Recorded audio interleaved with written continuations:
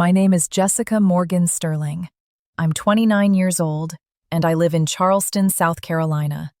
This is the story of how my husband's wealthy family tried to steal my baby through the courts, and how I destroyed their entire real estate empire in revenge. Let me start at the beginning.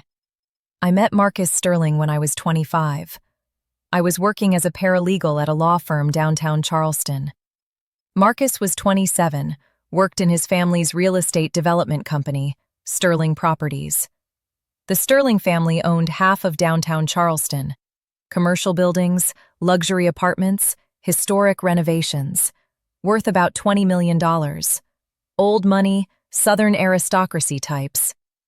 Marcus was different from his family. Down to earth. Kind. We met when his company had business with my law firm. He asked me to coffee. We dated for 6 months. Fell in love. When he took me home to meet his family, I knew immediately I wasn't welcome. His mother, Catherine Sterling, 58, former debutante, president of 3 charity boards, looked me up and down like I was dirt on her shoe. "So you're a paralegal. How quaint." "I enjoy my work." "I'm sure you do." "Marcus, darling, bring us some tea from the kitchen." The moment Marcus left the room, Catherine leaned forward. "Let me be very clear, dear. My son is going to inherit everything. The properties, the business, the Sterling name. He needs a wife from the right family, the right background, the right breeding." "I think Marcus can choose who he wants to marry." "Can he? Or is he being manipulated by a pretty face and convenient availability?" His sister Blair, 25, worked in the family business, looked like a young Gwyneth Paltrow, was even more direct. "How much money do you want to disappear?" "Excuse me?" "To leave Marcus alone. Name your price. We'll write you a check." "I'm not leaving Marcus for money. Everyone has a price, sweetie. What's yours? 50,000? 100? I don't want your money." "Then you want something more valuable. You want the Sterling name, the lifestyle, the connections." She smiled coldly. "You won't get them. We'll make sure of that." Marcus came back. The conversation shifted, but the message was clear. I wasn't good enough for their family. Marcus proposed after a year. Simple proposal. Beach at sunset. Beautiful ring that he bought himself, not a family heirloom. His mother refused to give him one for me. Catherine's reaction. "Marcus, are you sure? Wouldn't you like to think about this longer?" "I'm sure, Mom. I love Jessica." "Love fades. Breeding doesn't." Blair. "Fine. Marry her. But don't expect us to pretend she's family." The wedding was small. My family, our friends, Marcus's father, James, who was kind but quiet, clearly dominated by Catherine. Catherine wore white. Yes, a white dress to her son's wedding. When I asked her to change, she said, "This is Carolina Herrera. I'm not changing." She sat in the front row looking like a second bride. Photobombed our wedding photos. Gave a toast about hoping Marcus knows what he's doing. Our marriage started with his family's hostility as background noise. For 2 years, we lived in an apartment Marcus owned, technically owned by Sterling Properties, but Marcus managed it. I worked at my law firm. Marcus worked for his family. We were happy. His family tolerated me. Barely. I wasn't invited to family dinners, wasn't included in holiday plans. Catherine would call Marcus, "Just you, darling. No need to bring her." Then I got pregnant. Marcus was thrilled. "We're having a baby." I was nervous. "How will your family react?" "Who cares? This is our baby." But I cared, because I knew. When we told Catherine, her face changed. Not happy, not angry. Something else. Calculating. A baby. How wonderful. Her smile was tight. The first Sterling grandchild. Yes, Marcus said proudly. We'll need to discuss arrangements. The trust fund, the nursery, the nanny, education plans. Mom, the baby isn't even born yet. Planning is essential, Marcus. This child will carry the Sterling name. We must ensure proper upbringing. Something in her tone made my skin crawl. Over the next 9 months, Catherine's involvement increased. She came to our apartment constantly, inspected the nursery, criticized my choices. This crib isn't suitable. Sterling babies use heirloom cribs. We can't afford an heirloom crib. We can. I'll arrange it. She showed up at doctor appointments, uninvited. Jessica, you're gaining too much weight. You should watch that. My doctor says I'm fine. Doctors don't always know best. I'll send you my nutritionist. She tried to control everything. Baby name, christening plans, godparents. Marcus tried to set boundaries. Mom, this is our baby. Marcus, darling, I raised you beautifully. I know what I'm doing. We want to make our own decisions. Don't be ridiculous. You're children yourselves. I was 27. Marcus was 29. Not children. But Catherine treated us like incompetent teenagers who needed supervision. Noah was born in March. Beautiful, healthy baby boy. 8 pounds, 6 ounces. Catherine was in the delivery room, against my wishes. She insisted. Marcus didn't have the spine to kick her out. The moment Noah was born, Catherine was there, holding him, cooing. My grandson, my precious Sterling heir. I was exhausted, bleeding, recovering from delivery. She monopolized my baby. Catherine, I'd like to hold him. In a moment, dear.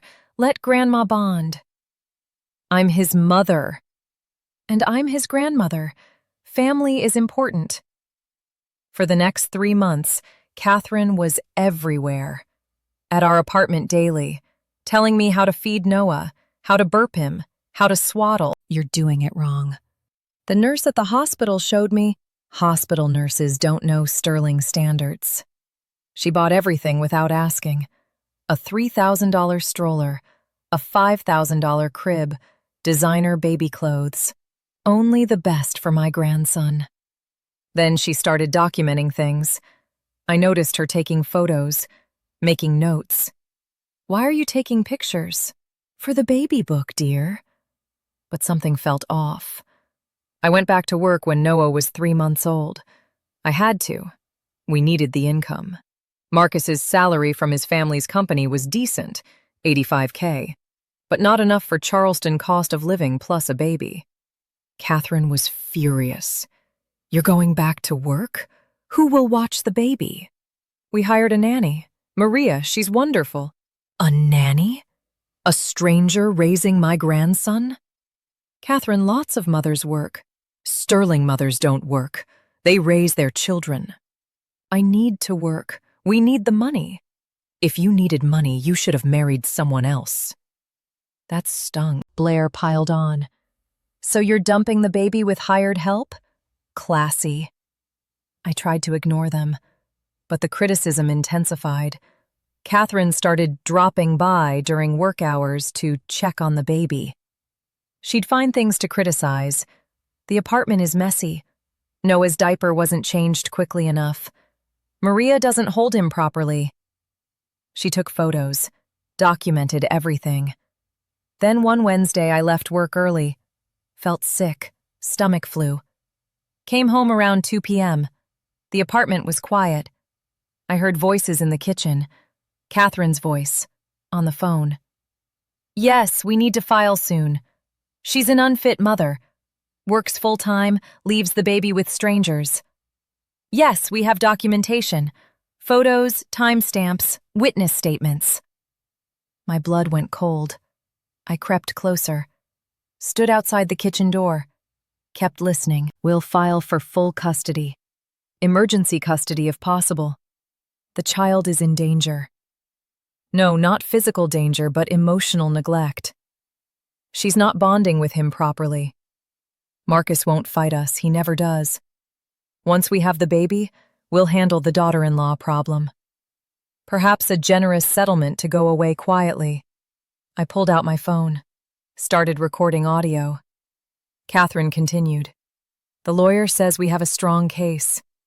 Working mother, minimal bonding time, hired help raising the child. We'll position it as best interests of the child. Sterling family can provide superior environment. Yes, James and I will take full custody. Marcus can visit, of course, but the child will live with us. She was planning to steal my baby. Through the courts. File for grandparent custody. Claim I was unfit. Take Noah. Raise him themselves. I stood there shaking, recording every word. When can you file? Friday? Perfect. Don't tell Marcus or Jessica until after filing. Surprise attack works best. Yes, we'll serve them at the apartment. Then file for emergency temporary custody hearing. Judge Hartwell owes James a favor. He'll be sympathetic. Judge corruption. Using connections. Stealing my baby. I backed away, left the apartment silently, sat in my car, called my best friend Maria, not the nanny, my college friend Maria Rodriguez. Maria, I need help. Now. Maria was a paralegal too. Smart, fierce, connected. She met me at a coffee shop. I played her the recording. Her face went white. Jessica, this is attempted kidnapping through legal manipulation. What do? I have no money for lawyers. Everything's in Marcus's name. The apartment, the car, the bank accounts. Do you trust Marcus? I don't know. He always sides with his mother. Then we can't tell him. Not yet. Maria pulled out her laptop. We have 48 hours before they file. We need to act fast. And do what? Maria smiled grimly. You work at a law firm. You've seen files. You know things. About Sterling Properties. About their business dealings. It clicked. I'd worked on several cases involving real estate development. I'd seen documents, filings, contracts, and I'd noticed some things that didn't add up. Are you saying? I'm saying maybe the Sterling family isn't as clean as they pretend, and maybe you should look into that before they destroy you. That night I told Marcus I was working late, went back to my law firm, used my access to pull files. Sterling Properties had been involved in 3 cases we'd handled: a zoning dispute for a luxury condo development, a contract dispute with a construction company, a historic preservation conflict. I started reading, taking notes. In the zoning case, evidence that Sterling Properties had bribed city council members to approve rezoning. Emails, bank transfers, clear quid pro quo. In the construction case, evidence that they'd used undocumented workers, paid under minimum wage, no safety protections, OSHA violations, labor law violations. In the historic preservation case, evidence they'd demolished a protected building illegally, falsified inspection reports, paid off the historic commission. Bribes, labor violations, illegal demolition, document fraud. All neatly documented in our case files because we'd represented parties suing Sterling Properties. We had everything. I photocopied everything, scanned documents, uploaded to secure cloud storage. Then I called an investigative journalist I'd met through work. Amanda Chen wrote for Charleston Post and Courier. Amanda, I have a story for you about Sterling Properties. Corruption, bribery, labor violations. Interested? Very. What's your angle? They're trying to steal my baby. I'm fighting back. I'm listening. Friday morning, Catherine's lawyer came to our apartment. Marcus was at work. I was home with Noah. Knock on door. Man in a suit. Jessica Sterling?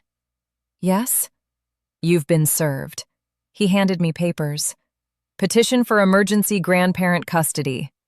Claimed I was an unfit mother. Emotionally unavailable. Neglectful. Working full-time instead of raising Noah. Leaving him with untrained caregivers. Not providing proper Sterling family upbringing. Requested full physical custody to Catherine and James Sterling. Supervised visitation for me. Marcus could have partial custody, but baby would live with grandparents. Hearing scheduled for Monday. 3 days away. I called Marcus. Your mother just sued me for custody of our son. What? Emergency custody petition. Claims I'm unfit. Hearing Monday. That's insane. I'm calling her right now. Marcus, wait. Come home. We need to talk. He came home. Read the petition. His face went pale. My mother did this? Yes. Listen to this. I played him the recording. His face went from pale to red. She planned this behind our backs? Yes. She wants to take Noah, raise him as hers, over my dead body. Marcus, we can't win this. She has money, lawyers, connections. Judge Hartwell is your dad's golf buddy. So what do? I took a breath. We go nuclear. On your family's business. What do you mean? I mean, your family has been breaking the law for years. Bribes, labor violations, illegal demolitions. I have proof. We leak it to the press. Your family goes down. They have no resources to fight us for custody. Marcus stared at me. You want to destroy my family's company? They want to destroy our family. Take our baby. Yes, I want to destroy their company. He was quiet for a long time. Then, do it. Saturday morning, Charleston Post and Courier ran a front-page story. Sterling Properties. Bribery, corruption, and labor violations exposed. By Amanda Chen. Everything was there. The bribes, the undocumented workers, the illegal demolition, bank transfers, emails, photos. Amanda had verified everything. Contacted city officials who confirmed taking bribes. Found workers who testified about conditions. Had engineers confirm the illegal demolition. It was devastating. By noon, FBI was at Sterling Properties' office executing search warrants. By evening, James Sterling was arrested. Bribery, wire fraud, RICO violations. Catherine called Marcus, screaming. What did you do? I didn't do anything. Jessica did. That bitch! She ruined us! No, Mom. You ruined yourselves. By being corrupt, and by trying to steal our son. We were trying to save him from her! You were trying to steal him. It's over, Mom. Monday morning, custody hearing. Catherine showed up with her lawyer. Looked haggard. Her husband was in federal custody. Judge Hartwell looked uncomfortable. Mrs. Sterling, in light of recent events, I'm not sure this hearing should proceed. Your Honor, my husband's legal troubles have nothing to do with my fitness as a grandmother. Actually, they do. The FBI investigation includes questions about your personal involvement.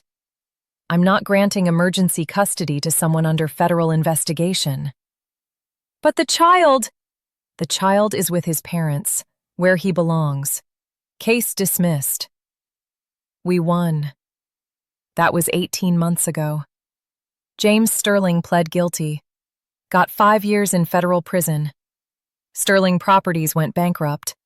All assets seized or sold to pay fines and legal fees. Catherine lost everything. Lives in a small rental apartment. No money, no status, no power. She tried to contact us for help. Marcus blocked her number. Blair moved to Atlanta, works as a realtor. Won't speak to us. Marcus and I, we're stronger than ever.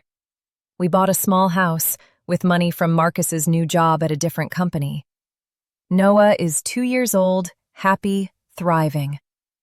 Do I feel guilty about destroying the Sterling Empire? Not for 1 second.